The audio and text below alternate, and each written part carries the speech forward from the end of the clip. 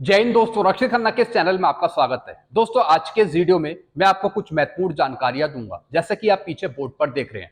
Video में आगे बढ़ने से पहले एक छोटी सी अपील कर रहा हूं। अगर आप पहली बार मेरा चैनल देख रहे हैं या फिर ये वीडियो देख रहे हैं तो आप मेरा चैनल सब्सक्राइब भी कर सकते हैं, जिसका नाम है रक्षित खन्ना, क्योंकि ऐसी जानकारियां अक्सर आपको मिलती रहती है इस चैनल के माध्यम से। चैनल को आप जरूर सब्सक्राइब करें ताकि जो मेरे वीडियोस के नोटिफिकेशन है वो आपको टाइम पर मिलते रहे और फिर आप हर एक वीडियो देख पाए। चलते हैं दोस्तों पहली जानकारी की तरफ। डीएससी के पेंशनर्स को एमएससीपी लागू है। जो पेंशनर्स 1/1/16 के बाद पेंशन आए हैं, जी हाँ दोस्तों, जो डीएससी के पेंशनर्स हैं उनके लिए दो रूल लागू हैं, एक तो एमएससीपी का और दूसरा एसीपी का। जो डीएससी के पेंशनर्स 1/1/16 के बाद आए हैं उनको एमएससीपी मिलेगी 8, 16, 24 क्वालिफाइंग सर्विस पर। जो डीएससी के पेंशनर्स 7 अगस्त 2003 से 31/12/2005 के बीच में आए हैं उनको एसीपी मिलेगी, यानी 10 साल और फिर 20 साल। यानी जो रूल्स आर्मी के पेंशनर के लिए लागू हैं वही रूल लगभग डीएससी के पेंशनर के लिए भी लागू हैं। तो मैंने आपको दो कंडीशन बता दी, एमएससीपी लेने के लिए और एसीपी लेने के लिए। एसीपी का वही रूल है, दो फाइनेंशियल अपग्रेडेशन, नायक का और दूसरा हवलदार का। और एमएससीपी के लिए 8, 16, 24। बस जो पीरियड है वो अलग अलग है। आप समझ गए होंगे। जो पेंशनर्स 1/1/16 के बाद आए हैं उनको एमएससीपी मिलेगी डीएससी के पेंशनर को, और जो डीएससी के पेंशनर 7 अगस्त 2003 से 31/12/2005 के बीच में आए हैं उनको एसीपी मिलेगी, दो फाइनेंशियल अपग्रेडेशन, 10 साल और फिर 20 साल पे। चलते हैं अगली जानकारी की तरफ। Lieutenant colonel R K. Bhardwaj ji ने डाली कंप्लेंट सीपी ग्राम पर ओआरओपी 3 की टेबल्स जल्द जारी करवाने के लिए। जैसा आपको पता है, लेफ्टिनेंट कर्नल आर.के. भारद्वाज जी लगातार पेंशनर के, फैमिली पेंशनर के वेलफेयर के लिए लेटर लिखते रहते हैं भारत सरकार को। ऐसे दोस्तों इन्होंने कंप्लेंट डाली है सीपी ग्राम में, और उसी की कॉपी राष्ट्रपति जी को, पीएम मोदी जी को, डिफेंस मिनिस्टर को और कैबिनेट सेक्रेटरी को दी है, ताकि भारत सरकार या फिर सीजीडीए या फिर मिनिस्ट्री ऑफ डिफेंस जल्द से जल्द ओआरओपी 3 टेबल्स लागू करे और उसका फायदा आपको 1 जुलाई 2024 से दे। साथ में दोस्तों इन्होंने एक और चीज लिखी है कि जितना भारत सरकार लेट करेगी ओआरओपी 3 में, इसी से फिर पेंशनर की चिंताएं बढ़ती जाएगी। अगर भारत सरकार लेट करती है ओआरओपी 3 में तो विद इंटरेस्ट के साथ आपको ओआरओपी 3 का एरियर दिया जाए, ऐसा इन्होंने मांग करी है भारत सरकार से। और यह भी बताया कि अगर भारत सरकार लेट लतीफी करती है तो दोस्तों कहीं ना कहीं फिर भारत सरकार को और मेहनत करनी पड़ेगी और उसे कुछ और महीने का एरियर देना पड़ेगा ओआरओपी 3 का। इसलिए भारत सरकार अगर जल्द ओआरओपी 3 दे देती है तो फिर कुछ महीनों का ही एरियर मिलेगा पेंशनर को।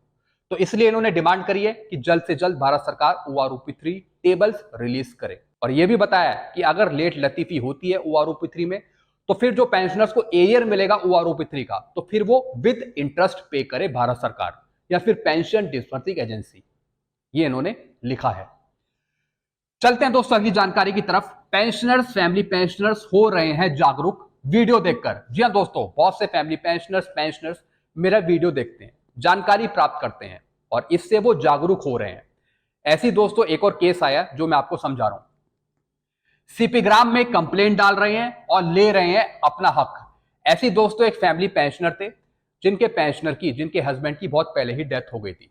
इनको सर्कुलर 568 का एरियर मिला, लेकिन किसी दूसरे ग्रुप का मिल गया, ग्रुप ई का एरियर मिल गया, ग्रुप ई का, और मिलना चाहिए था 1/1/2006 से ग्रुप वाई का। तो दोस्तों ऐसे इन फैमिली पेंशनर ने मेरा वीडियो देखा, इनके बेटे ने कार्रवाई करी सीपी ग्राम में और डायरेक्ट दोस्तों इनके पास लेटर आ गया रिकॉर्ड की तरफ से, और रिकॉर्ड ने पीसीडी स्पर्श को लिखा कि इनका सही एरियर का भुगतान करें ग्रुप वाई के हिसाब से 1/1/2006 से। तो दोस्तों अब इनको पूरा एरियर मिलेगा 1/1/2006 से 2013 या फिर 2014 तक का पूरा एरियर। तो दोस्तों रिकॉर्ड ने डायरेक्ट लेटर लिखा है पीसीडी स्पर्श को कि इनको सही ग्रुप का एरियर भुगतान करें, वो भी ग्रुप वाई का 1/1/2006 से। तो दोस्तों ये फर्क पड़ता है अगर आप सही जानकारियां प्राप्त करते हैं, अगर आप सही कार्रवाई करते हैं, जैसा मैं वीडियो में बताता हूं। तो जिस तरीके से इन फैमिली पेंशनर को फायदा मिलेगा, ऐसे ही आप भी फायदा ले सकते हैं। बस आप सही तरीके से कार्रवाई करें और आप विश्वास बनाए रखें जानकारियों पर, वीडियोस पे। चलते हैं दोस्तों अगली जानकारी की तरफ।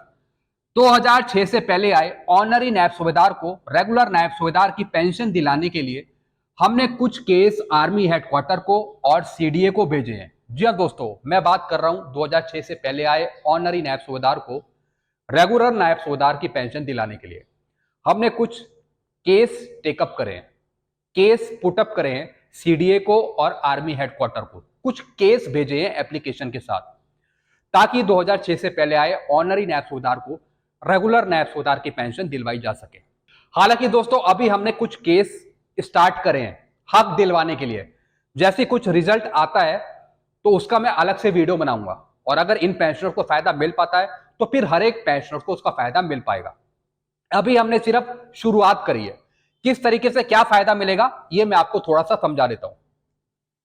इसका फायदा मिलेगा ऑनरी नायब सूबेदार को 1/7/2009 से और अभी तक का, यानी 1/7/2009 से 31/7/2024 तक का, यानी पुराने टाइम से रेगुलर नायब सूबेदार की पेंशन मिलेगी ऑनरी नायब सूबेदार को।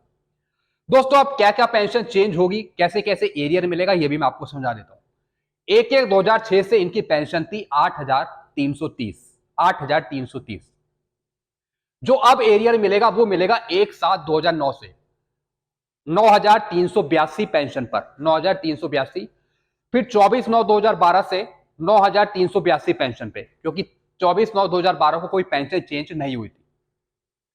फिर 1 जुलाई 2014 से 9,429, फिर 1/1/16 से 24,233, और फिर 1 जुलाई 2019 से 24,825।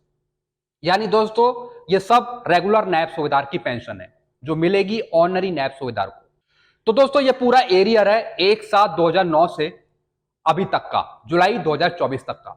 अगर इसका फायदा मिल जाता है सीडीए की तरफ से, स्पर्श की तरफ से, तो दोस्तों फिर हमें कामयाबी हासिल हो जाएगी। फिर इसके बेस पर हम हर एक ऑनरी नायब सूबेदार को रेगुलर नायब सूबेदार की पेंशन दिलवा पाएंगे। जैसा मैंने आपको बताया कि हमने सिर्फ अभी ये स्टार्टिंग करी है। इसका आगे क्या रिजल्ट रहता है वो बाद में ही हमें पता लगेगा। देखते हैं दोस्तों क्या होता है।